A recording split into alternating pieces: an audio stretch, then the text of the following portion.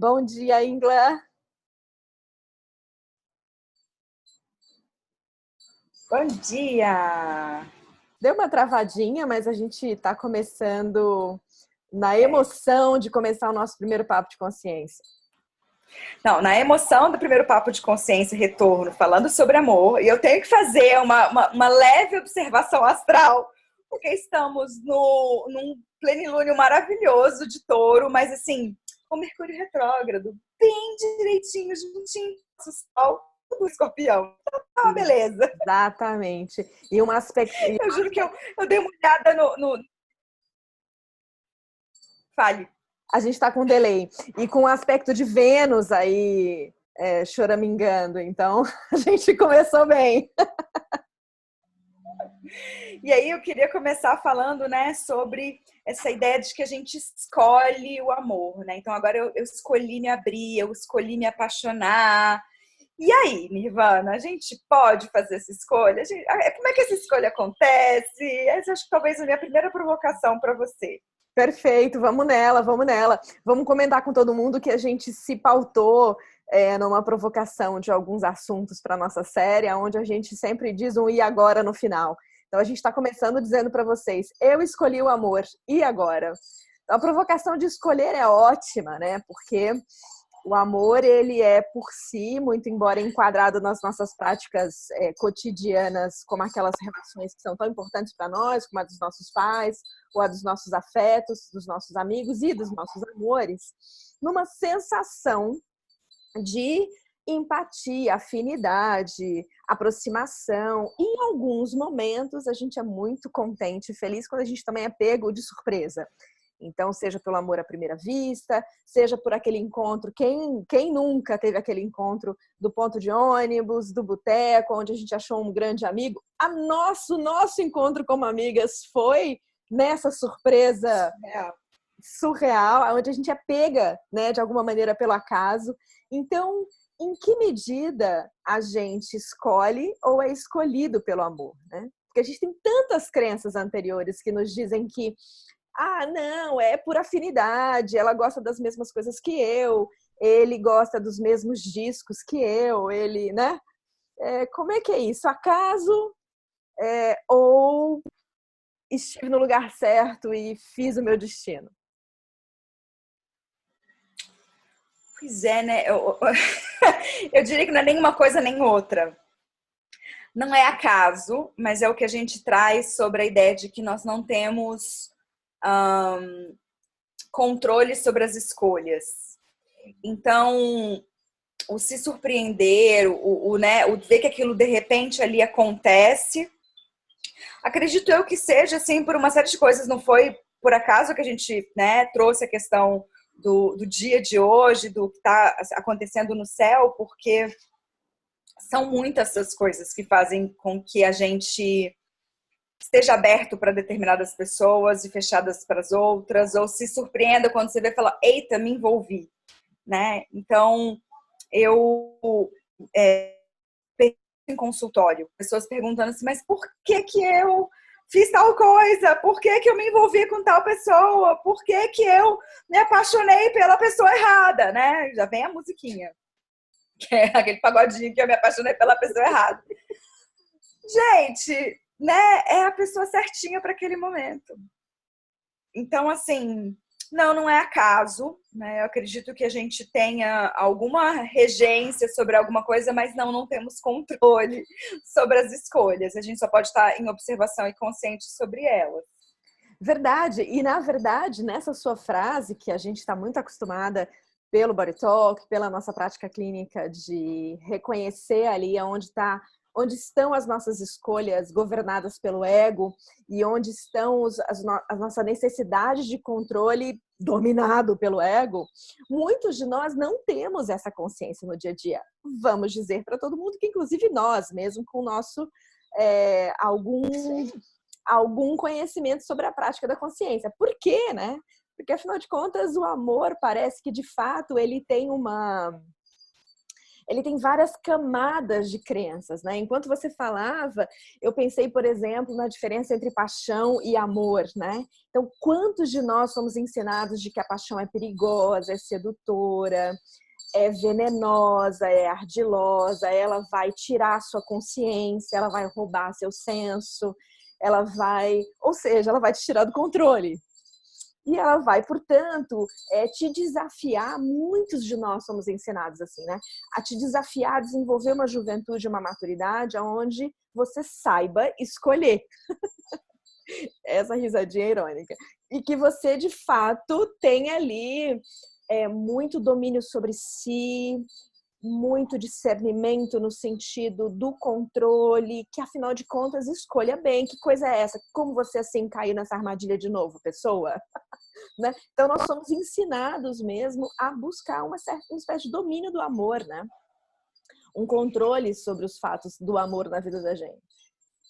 Que nada mais é, na verdade, do que uma construção social, né? Então a gente precisa pensar quais são os exemplos que eu tive lá atrás de relacionamentos, né? Meus pais tiveram relacionamentos saudáveis? Os meus avós? Ou eu nunca vi meus pais se relacionarem. Nossa, eu já nasci, meus pais nem eram casados e eu nunca vi minha mãe com ninguém. Eu nunca vi meu pai com ninguém. Ou eu vi com várias e a relação não era boa. Enfim, quando a gente começa a olhar para essa historinha pregressa, a gente começa, e eu acho que é legal a gente falar isso, que a gente começa a criar as nossas regras pro amor, né? A gente começa a falar assim, não, quando eu crescer, eu vou namorar com pessoas assim, assim, assado. Eu jamais vou me envolver com homens ou com mulheres assim, assim, assado, né? E aí a gente começa com as regrinhas que vão, sim, nortear o nosso filtro de escolha, né? Se eu começo a falar que eu não vou ficar com homens agressivos porque o meu pai era agressivo com a minha mãe, ou porque a minha mãe só se envolveu com homens agressivos na vida dela, talvez eu me veja presa a padrões de homens passivos demais, né? Ou então eu, né, escolho que eu não vou me envolver, que eu não vou me cair na armadilha do amor, né? Eu não vou me envolver com ninguém. Quer saber? Eu vou cuidar da minha história, eu vou cuidar do meu consultório ou do meu business, né? Enfim. Então, a gente começa a observar o que acontece lá atrás e o que né, reflete aqui. É verdade. E muitas vezes, como nos seus exemplos, é por afirmação ou por negação, porque também tem aquele padrão que eu preciso escolher muito bem, eu preciso que meu casamento dê certo, porque afinal de contas, olha só meus pais, né? Eles tiveram um casamento lindo, eles não se separaram, e a gente não sabe das entrelinhas daquela história, a gente não sabe quais são as histórias que estão ali sendo reveladas para o casal ou não reveladas para os nossos pais entre si e que determinam ou não a continuidade da nossa crença, né? Então, essa construção social por afirmação ou por negação da nossa história pregressa, ela é um mistério que a gente nunca vai, de fato, descobrir por inteiro. No entanto, no caminho do autoconhecimento, a gente pode, ao menos, se dar a autorresponsabilidade, se perguntar como eu amo, né? Opa, você sumiu e voltou. Você sumiu e voltou. Como uma mágica. Porque Mercúrio, ele está retrógrado, mas ele não é mau. E dizíamos exatamente... Exato. E dizíamos justamente dessa possibilidade da gente, quem sabe, transformar essa ideia de que a gente escolheu o amor ou escolheu uma pessoa ou arbitrariamente poderia de fato definir a quem amamos, muito mais num processo de autorresponsabilização, né? Qual é a minha responsabilidade sobre quem eu amo, seja quem for, porque revela algo de mim? Qual é a minha autorresponsabilidade sobre os amores que eu permaneço ou que eu dissolvo, porque eles revelam sobre mim e não só sobre histórias de perdão, sobre construções de culpa, arrependimento, traição, são historinhas, né? As tais historinhas do amor. Por que não subverter a proposição que a gente fez hoje? Eu escolhi o amor e agora? Eu me responsabilizei pelo amor e agora? Exatamente. Exatamente. E aí, quando eu me responsabilizo pelo amor, na verdade, eu me responsabilizo por mim, né? E eu posso olhar, e eu acho que é importante a gente falar sobre o que isso muitas vezes te traz sobre consciência de amor próprio.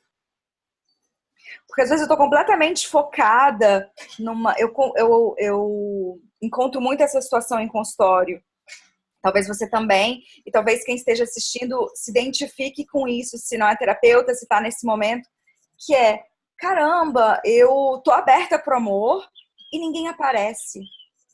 Ou eu começo a namorar, ou eu começo a ficar com contatinho e não vinga, né? E como isso afeta as suas crenças sobre si mesma, ou sobre si mesmo, né? Então ele escolheu das contas uma outra.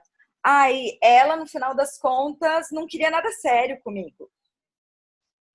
E o que isso impacta no amor próprio, né? E quando você fala de autorresponsabilização, de responsabilização pelo amor, eu só penso sobre autorresponsabilização, ponto.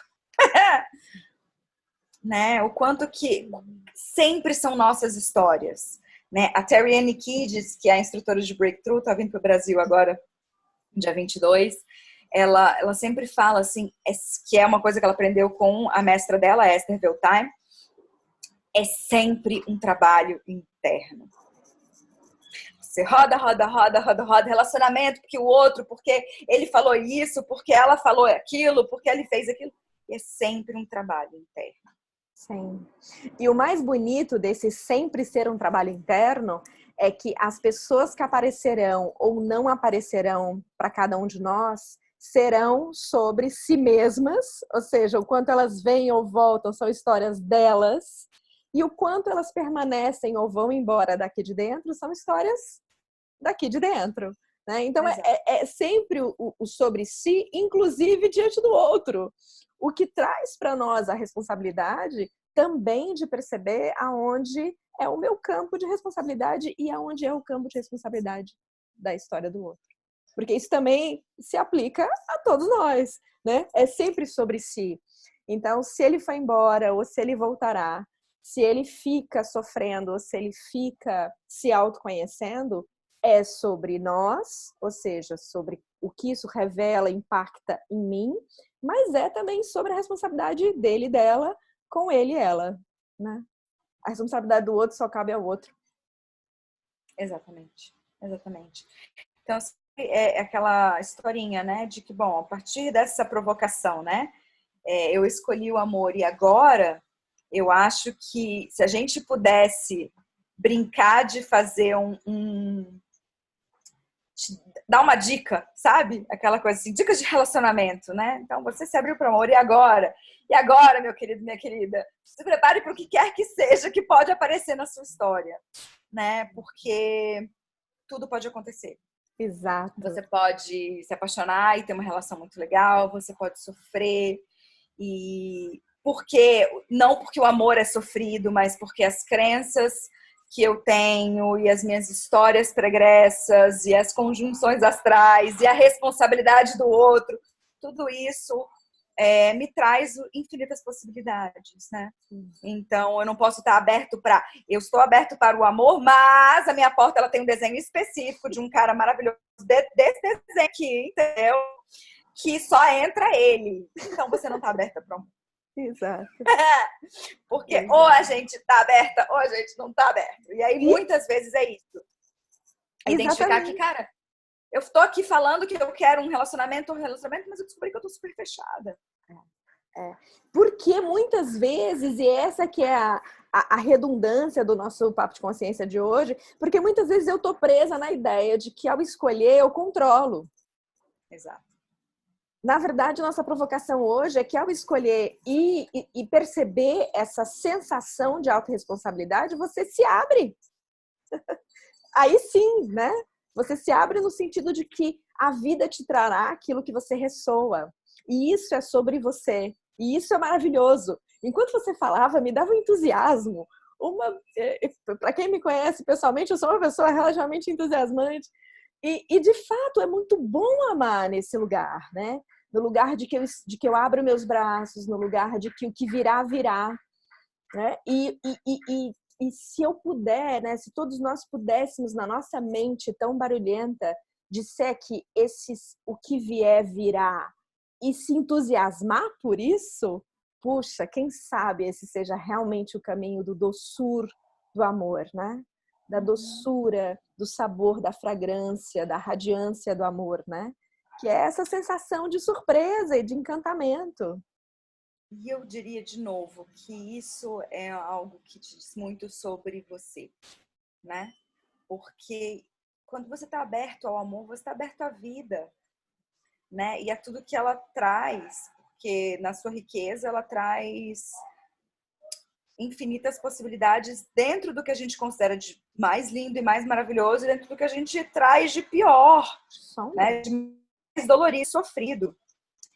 E tudo bem, né? E se você tá ouvindo isso agora, né? Tá vendo esse vídeo, tá pensando, caramba, então quando ela fala dessa liberdade de me dar ataque cardíaco, eu penso, não, eu quero daquele jeitinho. Cara, marca uma sessão de body talk, né? Pega o seu terapeuta e fala, olha só, tava vendo um vídeo. E eu acho que esse é o caminho, assim. Percebi que quando ela falou que eu não posso escolher o cara que eu quero, me deu pânico. Exatamente. E foi melhor pra isso. Exatamente, agarra teu pânico, né? Exato, se teu pânico for, não, eu só entro na portinha do amor se ela tiver esse desenho, se o cara ou a mulher for desse jeito, se ela me der isso, nessas condições. Meu, agarra esse pânico, agarra esse gatilho, não larga, porque é você. É você que está nessa sombra, é a tua total projeção sobre sua necessidade, inclusive de autoaceitação. Um dos assuntos que a gente ainda não falou aqui, nesse Eu Escolhi, é que é uma ótima armadilha quando a gente acha que escolhe e controla sobre a escolha, e há um controle sobre a escolha, é uma ótima armadilha para revelar o quanto nós nos sentimos inferiores ou superiores ao outro. E quando esse jogo acontece, meu amigo, minha amiga, deste outro lado, é uma prisão. Não há liberdade no amor quando há desigualdade. Quando há uma sensação de que alguém é mais do que alguém. E quando isso, de novo, revela sobre as nossas feridas, sejam elas de inferioridade ou de pseudo-superioridade sobre o outro, numa necessidade de autoafirmação. E por isso a gente está falando de autoaceitação, né? Se eu quero me sentir maior que o outro, eu não aceito meu tamanho. Se eu me sinto menor que o outro, eu também não consegui ainda aceitar meu tamanho. Eu sempre falo que se você está preocupado ou tentando identificar quem é que vai ganhar, os dois perderam. Né? Porque numa parceria que é para ser, né, um relacionamento amoroso, os dois têm o mesmo tamanho. E quando você fala de se aceitar, é bem isso, assim, é entender que não, ninguém aqui é perfeito, né? A gente escolheu falar sobre esse tema e um pouquinho antes da gente começar a gravação, rolou um bom dia aí, como é que tá? Meu Deus, por que a gente escolheu esse tema? Porque a gente não tá falando de um lugar de duas mulheres mega bem resolvidas e, porque eu entendi qual é. Não é isso. Não é isso. A gente fala e a gente escolhe, obviamente, o que a gente também elabora pra gente, sabe?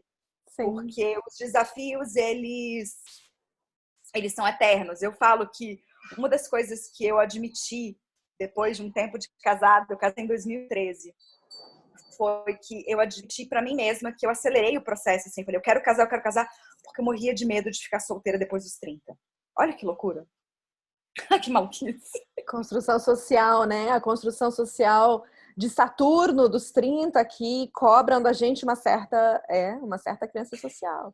E aí foi muito legal, porque quando eu me dei conta disso e eu pude, né, elencar, eu brinco que eu fiz isso, assim, eu fui em terapia, depois eu virei pro meu marido e falei, olha só, eu casei com você por causa disso, por causa disso, por causa disso, por causa disso. Dentre elas tinha o amor. Mas tinha uma série de coisas que eram minhas, de bolos emocionais com os meus pais, construtos sociais bizarros, né? Um monte de coisa.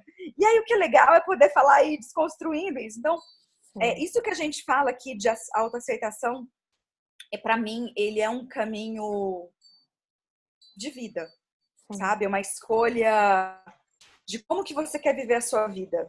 Mais do que quando que eu vou resolver isso no meu relógio.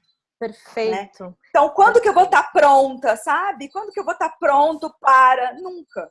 A ideia não é essa. A ideia é escolha de caminho, assim. Para mim, acho que para Nirvana também, quando a gente escolhe fazer papo de consciência, a gente escolhe o caminho desse bate-papo mesmo, de olhar para nossa vida e falar, cara, olha só, caí aqui. O que você acha? Como é que você sente? Como é que você percebe? Ai, amiga, eu preciso, né, falar isso. E é isso que eu vejo no meu consultório. Sim. O tempo inteiro. Sim, sim. E isso é uma espécie de... Se existe essa expressão que eu vou tentar agora, é uma espécie de escolha com liberdade, né? Porque não há controle se, de fato, ao concluir esse papo de consciência, esse assunto que nos é tão caro abrirá ou não espaços dentro da gente ou dentro das pessoas que assistirão. Não, a gente não tem essa pretensão, esse controle sobre isso. A gente tem a vontade de se lançar nesse papo, porque ele é gostoso na investigação, ele é instigante, ele é amoroso nesse sentido. E aí você falou da virada dos 30, e eu, como uma mulher divorciada há quase 4 anos, tenho o desafio da virada dos 40, que também é uma crença que talvez quem esteja nos assistindo possa rever em si, né? Que deu errado, ou quando as pessoas querem ser mais otimistas, deu super certo, porque no meu caso durou 17 anos. E sim, deu super certo, tinha muito amor. Mas e aí? O que é esses 40 que fazem pra gente, inclusive para os casais que continuam casamentos duradouros, a virada do o que eu perdi? O que o amor não me deu? O que será impossível eu ter porque eu estava na ilusão de controle? O que é não ter mais? O que é a solidão dos 40? E eu volto a dizer para casais que sim, possam estar, quem sabe, ainda juntos. Eu acho que essas viradas ou esses rituais que a gente se dá aos 30, aos 40, no casamento, no divórcio, no nascimento dos filhos, né? São rituais que podem ser ótimas oportunidades para rever essa portinha onde o outro tem que entrar e o outro talvez não tenha entrado. E o outro talvez tenha entrado e não tenha encaixado na pecinha. Não seja a tampa da sua panela, não seja a alça da sua xícara, não seja aquilo que te completa, porque isso é uma ilusão da escolha. E eu colocaria nesses exemplos que você trouxe, será que eu me mutilei para entrar na portinha do outro? Ou será que o outro se mutilou para estar comigo? Né? E que impactos isso tem numa relação? Porque se eu me mutilei, eu falei, assim que eu tenho que ser, porque é assim que ele me ama, eu me aceito, né? Se eu acredito que... um gato passando. Se o outro tá fazendo, eu tô percebendo que o outro tá se mutilando para estar comigo, será que esse relacionamento tá saudável? Né? A partir dessa percepção, então vale essas escolhas todas, assim, que você trouxe, né? Sim, sem dúvida. Esse lugar. Sem dúvida, sem dúvida. Que façamos dessa portinha, na verdade, o tamanho das nossas asas, porque elas são só para serem movidas, né? Não são para caber em algum lugar. Isso tem tudo a ver com a energia do free fall, né? Que a gente disse no primeiro vídeo, que nós somos tão caras isso ao sistema do Body Talk, como ele realmente é um convite para a gente abrir o coração. E é desse jeito, pensando sobre como nós nos mutilamos ou como nós escolhemos, que eu vou convidando da gente fechar para ver quem ficou com a gente. A gente está testando duração de vídeo. Então, hoje a gente vai ver se até aqui nesse momento as pessoas ficaram, se as questões foram mexendo o caldeirão de dentro das pessoas porque mexeram daqui. E acho que nesse convite de que na provocação do Eu Escolhi o Amor e Agora, não só a gente possa se autorresponsabilizar sobre a nossa própria jornada, sobre as nossas próprias sensações de escolha, como eu gosto de chamar, mas também a gente possa continuar acreditando que é no abrir do coração que você pode sim marcar essa sessão de Body Talk e rever suas crenças limitantes, mas também você pode experimentar na sua casa, com o seu filho, com a sua ajudante, com o seu vizinho, com o seu chefe, no seu trabalho, com seus colegas e também com seus amores, velhos, novos e por vir, né? Como é que a sua portinha cabe suas asas, né? Exato. Muito bem. Muito bem, uma linda manhã. Vencemos um pouquinho de Mercúrio e conseguimos avançar um monte. Um beijo para você, Ingrid. Até a próxima. Até. Um beijo. Outro. Tchau, tchau.